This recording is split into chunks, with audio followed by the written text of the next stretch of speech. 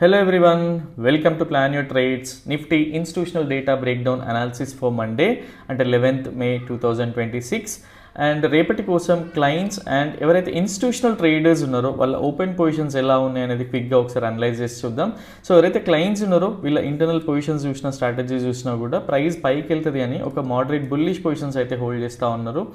And FIs మనకి చాలా days నుంచి డిస్కస్ చేసుకున్నాం. ఎప్పుడైతే లీవ్స్ అంటే మధ్యలో హాలిడేస్ వచ్చినా అండ్ వీకెండ్స్ వచ్చినా కూడా వీళ్ళు ఏంటి అంటే వాళ్ళ పొజిషన్స్ అనేవి కంప్లీట్గా హెడ్జ్ చేసి పెట్టుకుంటున్నారు. బికాజ్ ఇండియాలో న్యూస్ ఏదైనా జరగవచ్చు ఆర్ ఈవెన్ ఫేవర్గా ఉండొచ్చు లేదా నెగిటివ్గా ఉండొచ్చు. సో నెగిటివ్ వెళ్ళినా వీళ్ళకి ఇంపాక్ట్ ఉండదు, పాజిటివ్ వెళ్ళినా కూడా ఇంపాక్ట్ ఉండదు.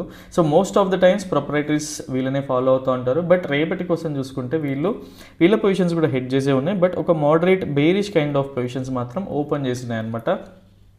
సో డిఐస్ని మనం కన్సిడర్ కూడా చేయం. ఇన్ కేస్ రేపు ప్రైస్ ఏదైనా నెగిటివ్ న్యూస్ వచ్చింది మార్నింగ్ వరకు గ్యాప్ డౌన్ అయ్యింది అనుకోండి, ఏ రేంజ్ వరకు వెళ్తుంది, మనం ఎలాంటి ఎలిమెంట్స్ని కన్సిడర్ చేయాలి, అది ఫేక్ బ్రేక్ డౌన్ అవ్వచ్చా లేదా, అండ్ సేమ్ వే ఏదైనా గుడ్ న్యూస్ వచ్చి డైరెక్ట్ మార్కెట్ బుల్లిష్ అయింది అంటే సో ఎక్కడి వరకు వెళ్తుంది అండ్ టార్గెట్స్ ఏంటి, మనం ఎలాంటి ఎలిమెంట్స్ని కన్సిడర్ చేయాలనేది ఫుల్ వీడియో అయితే ఉంది.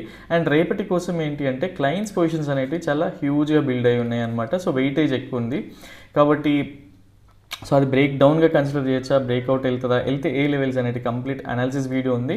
So go and watch over there for full analysis and thanks for watching here.